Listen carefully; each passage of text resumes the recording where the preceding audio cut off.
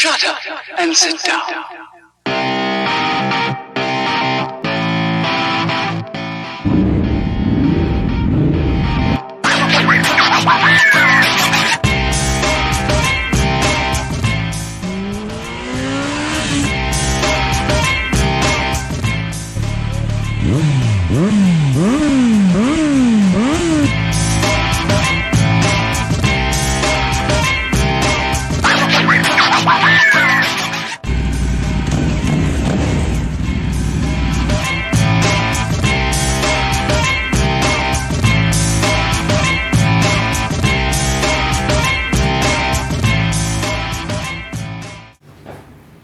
Bienvenidos a Triple R, mi nombre es Juan Manuel y en este caso vamos a hablar sobre el catalizador o convertidor catalítico.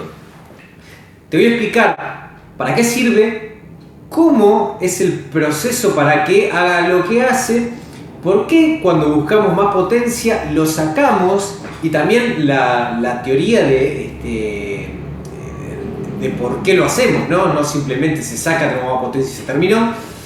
¿Y cuáles son los problemas que nos trae también con el tiempo el catalizador que nos trae problemas? Y esto es a medida que los motores evolucionan, lo que se busca es que sean más ecológicos, consuman menos combustible y funcionen mejor. Y para eso no se hace ni más ni menos que añadir un montón de tecnología, un montón de electrónica, componentes como el catalizador. Y como bien dice la ley de Murphy, todo lo que pueda fallar en algún momento va a fallar. Tarde o temprano va a fallar. Entonces lo que termina haciendo que los vehículos que actualmente tienen muchísima tecnología sean grandes problemas cuando empiezan a ser viejos y ni hablar si son vehículos de baja calidad, ¿no? Empiezan a tener problemas constantemente. Por eso, cuando son nuevos tienen muchas ventajas con respecto a los vehículos de hace unos años atrás, pero cuando son viejos tienen muchos más problemas que los vehículos de hace unos años atrás. Tienden a desaparecer, a ser compactados, entonces siguen viendo en la calle como pasa con los vehículos antiguos. Pero bueno, ¿cómo funciona el catalizador? Es un proceso muy interesante. Está compuesto por un material que es de cerámica básicamente, con muchas perforaciones por donde pasan los gases de escape. Esos conductos están recubiertos con metales como el platino principalmente y dos metales más que son metales preciosos, por eso son tan caros los catalizadores.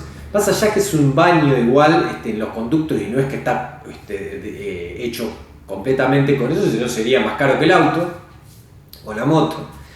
Que lo que hace es un proceso químico, ni más ni menos que separar las moléculas y volverlas a agrupar, haciendo que los gases tóxicos se conviertan en gases que no lo son.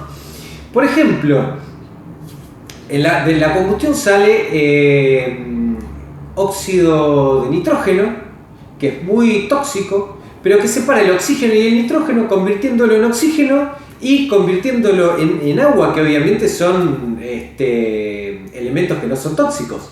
Por otro lado, el monóxido de carbono, que es tóxico, termina separando el carbono, el oxígeno, y termina siendo dióxido de carbono, que no es tóxico. Y después la misma naturaleza, con las plantas verdes, la clorofila, lo termina transformando en oxígeno de vuelta, o sea que termina no siendo dañino para la salud, que justamente es el gran problema de los motores a combustión, que dañan mucho el medio ambiente.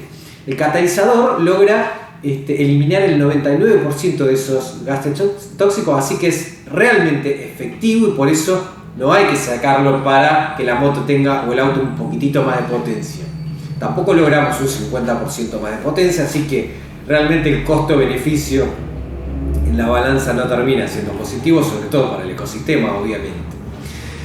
Pero bien, ¿por qué se saca? Se saca por lo siguiente: el motor genera energía. Esa energía no solo la transmite a la rueda para que gire y el vehículo avance, sino que también la tiene que utilizar para, entre otras cosas, hacer que los gases de escape salgan al exterior. Ahora, ¿qué pasa? El catalizador restringe mucho eso. Lo que quiere decir es que el motor va a tener que utilizar más energía para expulsar los gases de escape para afuera y por consecuencia la energía que está utilizando para eso no la va a estar utilizando para que la rueda gire y en consecuencia lógicamente va a hacer que el vehículo sea más lento, acelere menos. Pero bueno, volvemos a decir, es un 2, 3%, 4%, dependiendo del tipo de catalizador que tiene, que vamos a estar logrando de potencia extra a la rueda, que no es la gran cosa, por eso vamos a decir, no es recomendable sacarlo. Pero sí, obviamente en competición donde 3, 4, 5, 10 caballos son muy importantes, entonces sí se utiliza, pero bueno, son un grupo muy reducido de vehículos que eventualmente se utilizan y no son los millones de vehículos que están andando todo el día en la calle. Ahora, volviendo al problema, ¿qué problema nos puede traer? Nos trae el problema que con el tiempo se tapa, sobre todo si los motores empiezan a levantar aceite porque los aros empiezan a tener desgaste, o si los retenes de las guías de válvulas se empiezan a desgastar y hace que entre aceite también de la parte superior del motor a la cámara de combustión. Eso genera carbón en la combustión que tapa el catalizador. Además, esos residuos aceitosos hacen una película sobre los conductos o sobre el metal que recubre los conductos, que termina aislando el metal de los gases de escape, entonces hace que deje de ser efectivo el catalizador. Entonces lo único que termina haciendo el catalizador es logrando que perdamos potencia, que tengamos un consumo mayor de combustible y demás, y no va a tratar los gases de escape, así que no va a ser ni efectivo para el medio ambiente ni efectivo para la potencia. Es más, termina siendo más dañino para el medio ambiente porque el motor utiliza más combustible para conseguir la misma velocidad y por consecuencia larga más gases de escape, o sea que termina siendo más dañino. O sea, genera la función inversa del catalizador.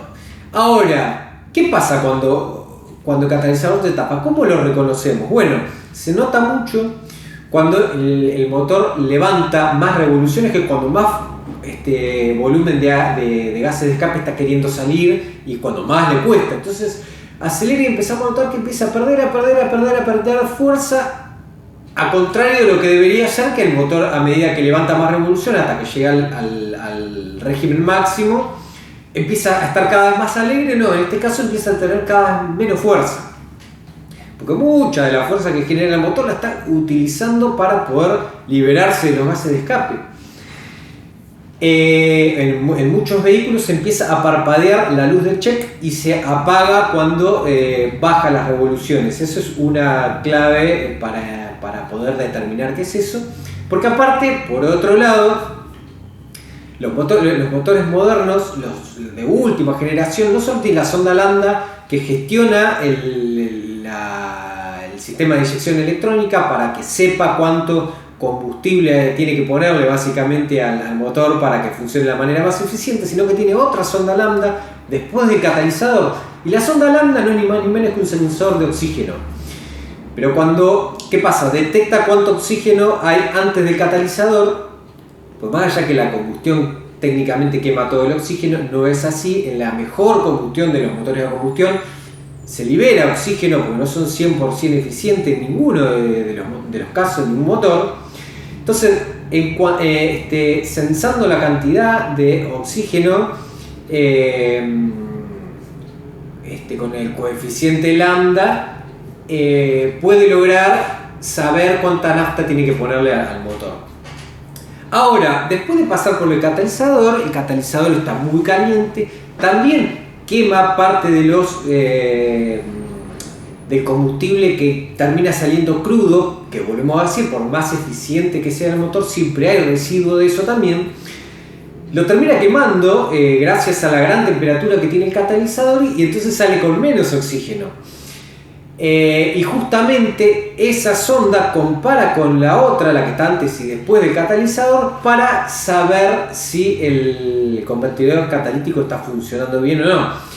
Si el nivel se empareja mucho de la entrada de oxígeno con salida de oxígeno del catalizador, entonces nos manda la falla y nos pone código tanto en la computadora, si nos marca los códigos en el tablero del auto, o directamente se prende la luz del check, y cuando conectamos el catalizador nos va a decir que tenemos una anomalía en el convertidor catalítico.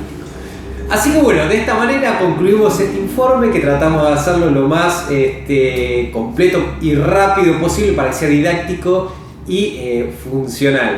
Así que bueno, de esta manera concluimos con el informe. Te invitamos a suscribirte al canal. Si te gusta el mundo de los motores, nosotros hablamos mucho sobre mecánica, ingeniería y tecnología, y sobre todo sobre performance. Te explicamos todo lo que se puede hacer con sus ventajas y sus desventajas para aumentar la potencia de la moto o del auto, qué es lo que conviene hacer, qué es lo que no conviene hacer. Hablamos sobre turbos, hablamos sobre tener más o menos válvulas, sobre más o menos cilindros, sobre carrera más larga, carrera más corta, más compresión, menos, pero todo te lo explicamos para que no solo sepas que aumenta, disminuye la potencia, sino para que también sepas por qué pasa esto y las consecuencias negativas que puedes tener, pero también por qué pasa. En definitiva, para entender un poco y poder sacar nuestras propias conclusiones, pero habiendo adquirido conocimiento. Así que bueno, de esta manera concluimos el informe. Te agradecemos que te hayas quedado hasta el final y nos vemos en el próximo video de Triple R.